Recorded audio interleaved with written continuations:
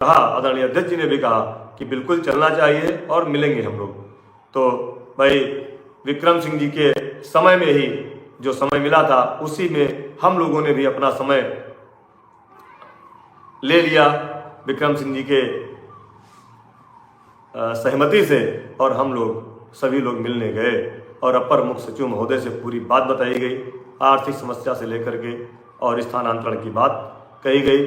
उन्होंने भी काफ़ी चीज़ें बताई और कहा कि आप लोगों का काम तो बहुत पहले हो जाता, लेकिन आप ही लोगों के बीच के कुछ लोगों ने माननीय मुख्यमंत्री जी को और सरकार को बहुत सारे गलत शब्दों का प्रयोग किया था, जिसकी वजह से इतना लेट हो रहा है। अब आप लोगों में कुछ सुधार आया है तो और निर्णय भी जल्दी होगा, क्योंकि ये सरकार का निर्णय होता है। सरकार के खिलाफ खड़े होकर के, सरकार की खिलाफत करके आपको कोई लाभ नहीं मिल सकता, और सरकार आपके लिए कार्य कर रही है। आपका जो भी प्रकरण है माननीय मुख्यमंत्री जी के पास है और वह निर्णय लेंगे, आप लोग थोड़ा सा इंतजार करिए। तो हम लोगों ने उनसे कहा, क्या सर बजट में हम लोगों के लिए कोई व्यवस्था अलग से हो रही है? उन्होंने कहा, इस बात से आप लोगों को क्या लेना देना, बजट में व्यवस्था है कि मानदेय में व्यवस्था है कि वेतन में व्यवस्था है, ये आपसे, ये विषय आपका नहीं है। आप लोग ये क्यों सोचते हो कि हर कैबिनेट में आपके लिए कुछ हो जाएगा? आप लोग ये क्यों सोचते हो कि बजट में हमारे लिए अलग से व्यवस्था होगी? जो भी व्यवस्था होगी वो माननीय मुख्यमंत्री जी के निर्देशानुसार होगी। आप लोग गलत तरीके से ये आपस में हम देखते हैं अखबारों में कि बजट में क्या होगा, कोई खबर कहीं निकल रही है, कोई कुछ निकल रहा है, ये सब चीज़ से कोई मतलब नहीं है। उनका सीधा कहना था कि आपके लिए जिस दिन माननीय मुख्यमंत्री जी आदेश कर देंगे, सारी व्यवस्थाएं सरकार के पास है। हम लोगों ने उनको धन्यवाद दिया और स्थानांतरण के लिए कहा कि सर महानिदेशक महोदया ने अभी कार्यक्रम जारी नहीं किया, कृपया एक बार आप उनसे बोल दीजिए। उन्होंने तुरंत उस पर वार्ता और बैठक के लिए आदेशित किया, और संभवतः उसके हम लोगों के निकलने के बाद उन्होंने फ़ोन पर बात भी किया था, क्योंकि हम लोग जब वहाँ थे तो हमारे बेसिक शिक्षा विभाग के विशेष सचिव आदरणीय श्री अवधेश तिवारी जी और SCRT के डायरेक्टर आदरणीय श्री गणेश कुमार जी भी वहाँ पर मौजूद थे, चूँकि वेबसाइट उन्हीं को निर्माण करना है और उनकी अपर मुख्य सचिव महोदय से मीटिंग हुई थी। इसलिए हम लोगों ने वहाँ पर उनसे भी निवेदन करके कहा, तो उन्होंने कहा कि हाँ सर का कुछ बैठक है उसमें आए। तो हम लोग वहाँ से निकल करके आए और फिर आगे बजट पर भी सोचे कि आगे बजट सत्र के दौरान हम लोगों को क्या क्या करना है।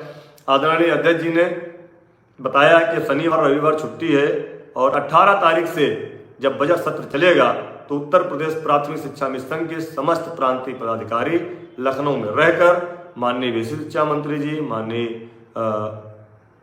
मुख्यमंत्री जी, अपर मुख्य सचिव, सबसे मिलने का प्रयास हम लोग लखनऊ में रह करके करेंगे।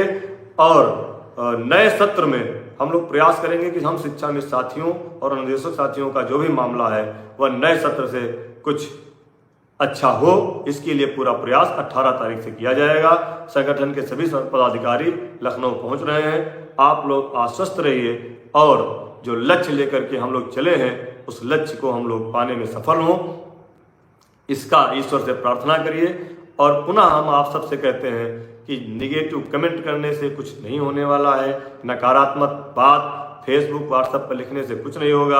आप यकीन मानिए सरकार के पास बहुत सारे हैंड्स होते हैं, हमारी आपकी भावनाएं, हमारी आपके कमेंट्स, एक एक कमेंट्स उनके पास पहुंचते हैं, और जब हम लोग वहां पहुंचते हैं तो उन कमेंट्स को जब बताया जाता है कि आप लोग इस तरह लिखते हैं तो हमारा सर शर्म से झुक जाता है कि सर हो सकता है किसी ने शिक्षा मित्र के नाम से गलत कमेंट कर दिया हो, लेकिन वह लोग पूरी जानकारी बताते हैं किस जिले के किस शिक्षा मित्र ने क्या लिखा है, तब हमको शर्मसार होना पड़ता है। इसलिए आपसे निवेदन है, आग्रह है, विनती है, प्रार्थना है कि जब तक सरकार से कुछ अच्छा परिणाम नहीं मिल जाता तब तक कृपया सोशल मीडिया पे, क्योंकि आप सोशल मीडिया पे कोई नुकसान सरकार का नहीं कर सकते, ये आप गांठ मान लीजिए, आप भी जानते हैं। अपने मन की भड़ास तो निकाल सकते हैं, लेकिन उस भड़ास से आपका भला नहीं होने वाला है। आप फोन पर बात कर सकते हैं, लेकिन व्हाट्सएप पे जो फेसबुक जो आप लिखते हैं, मैं देखता हूं कभी कभी हमारे ही फेसबुक पे लोग क्या क्या लिख देते हैं, मुझे डिलीट करना पड़ता है, क्योंकि हम लोगों के फेसबुक व्हाट्सएप ग्रुप सरकार के नियंत्रण में है, सरकार की देखरेख में है। LIU के लोग हमसे जुड़े हैं, सरकार के लोग जुड़े हैं, शासन के अधिकारी लोग जुड़े हैं फेसबुक पर। आप जो लिखते हैं वो सीधा वहां तक पहुंचता है। आप लोग क्या समझते हैं? खिलवाड़ समझते हैं? तो कृपया पुनः हम आपसे निवेदन करेंगे, इस तरह की कोई चीज ऐसा मत लिखिए जिससे सरकार के जनप्रतिनिधि और शासन के अधिकारी हम लोगों को वहां पर शर्मसार करें, क्योंकि पहले ही हम इतना झेल चुके हैं, अब झेलने की क्षमता हमारे अंदर नहीं है। मैंने शुरुआत में जैसे आपको बताया कि अब मेरे पास ना तो कोई राजनीतिक प्लेटफॉर्म है, ना तो मुझे राजनीति करना है, ना मेरे पास कोई आय का साधन है, ना तो मेरे पास कोई भी आर्थिक अन्य व्यवस्था है। यही एक शिक्षा मित्र की नौकरी है, जिस नौकरी से मेरा घर परिवार चल रहा है। मैं अब इसी लक्ष्य में लगा हूँ कि किसी तरह से इस नौकरी से जो हमको 60 साल तक की उम्र का मौका मिला है, उसका अगला जीवन